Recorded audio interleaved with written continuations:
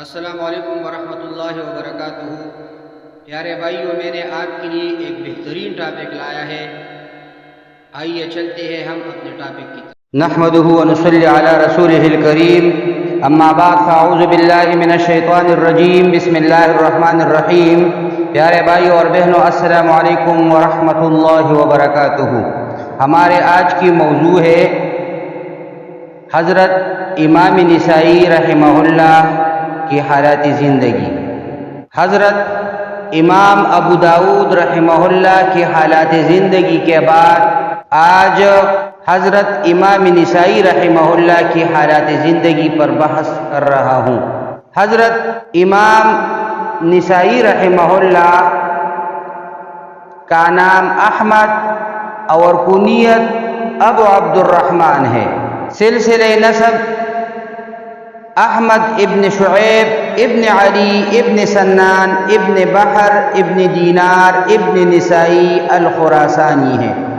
امام نسائی رحمہ اللہ سن پیدائش میں اختلاف ہے، بعض نے 214 ہجری اور بعض نے 215 ہجری بیان کیا ہے، لیکن امام نسائی رحمہ اللہ سے خود منقول ہے کہ میری پیدائش اندازتاً 215 ہجری کی ہے، اس لیے کہ 230 ہجری میں نے پہلا سفر قتیبہ ابن سعید کے لیے کیا اور ان کے پاس 1 سال 2 مہینے اقامت کی۔ ابن یونس مصری کہتے ہیں کہ امام نسائی بہت پہلے مصر آئے، وہاں پر علماء سے احادیث لکھی اور طلبہ نے آپ سے احادیث لکھی۔ امام نسائی رحمہ اللہ حدیث، ثقہ، ثبت اور حافظ حدیث تھی۔ مصر سے ماہ ذی القعدہ 302 ہجری میں نکلے اور دوشنبہ کے دن 13 صفر 303 ہجری فلسطین میں امام نسائی رحمہ اللہ کی وفات ہوئی۔ پیارے بھائیوں، امام ذہبی دور الاسلام میں کہتے ہیں کہ امام نسائی کی عمر 88 سال تھی۔ 215 ہجری کی تاریخ پیدائش کی بنا پر یہ ایک اندازہ ہے۔ اکثر علماء نے امام نسائی رحمہ اللہ کی عمر 88 سال بتائی ہے۔ اس تفصیل سے معلوم ہوا کہ بعض لوگوں نے امام نسائی کی پیدائش سن 225 ہجری لکھی ہے، جو صحیح نہیں ہے۔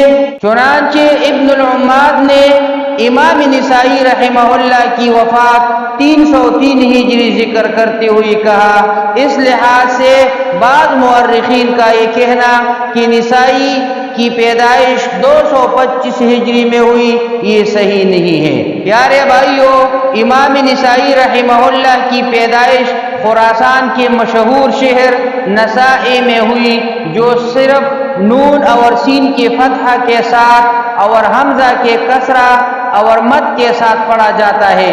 کبھی عرب اس حمزہ کو واو بدل کر نسبت کرتے وقت نسوی بھی کہا کرتے ہیں اور قیاس بھی یہی جاتا ہے، لیکن مشہور نسائی ہے۔ لیکن واضح رہے کہ امام نسائی رحمہ اللہ نے مصر میں سکونت اختیار کر لی تھی۔ پیارے بھائیوں، امام نسائی رحمہ اللہ نے پہلے اپنے شہر کی اساتذہ سے علم حاصل کیا، پھر علمی مراکز کا سفر کیا۔ سب سے پہلے آپ نے خراسان میں بلخ کے ایک شہر بغلان 230 ہجری کا رخ کیا، وہاں قتیبہ ابن سعید کے پاس 1 سال 2 ماہ طلب علم میں گزارا اور ان سے بکثرت احادیث روایت کی۔ نیز طالبان حدیث کے نقش قدم پر چلتی ہوئی طلب حدیث کے لیے دور دراز علاقوں کا قصد کیا۔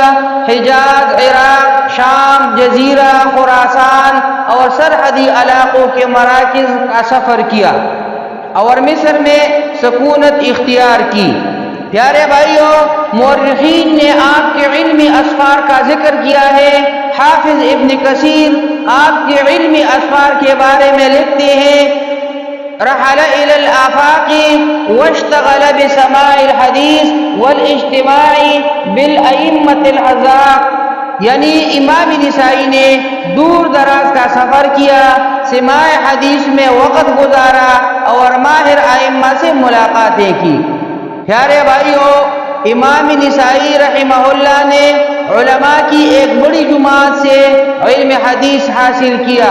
حافظ ابن حجر عسقلانی رحمہ اللہ فرماتے ہیں کہ امام نسائی نے بے شمار لوگوں سے احادیث سنی۔ چند اہم ائمہ اور روات حدیث کا ذکر کر رہا ہوں۔ نمبر 1 ابراہیم ابن یعقوب الجرجانی، نمبر 2 ابو داؤد سلیمان ابن اشعث سجستانی، نمبر 3 احمد ابن بکار، نمبر 4 احمد ابن حنبل، نمبر 5 اسحاق ابن راوے، نمبر 6 الحارث ابن مسکین، نمبر 7 زیاد ابن یحییٰ الحسائی، نمبر 8 عباس ابن عبد العظیم عنبری، نمبر 9 عبداللہ ابن احمد ابن حنبل، نمبر 10 عبداللہ ابن سعید الکندی، نمبر 11 علی ابن حجر، نمبر 12 علی ابن حشرم، نمبر 13 عمر ابن علی الفلاس، نمبر 14 عمر ابن زرارہ، نمبر 15 قتیبہ ابن سعید، نمبر 16 محمد ابن اسماعیل بخاری۔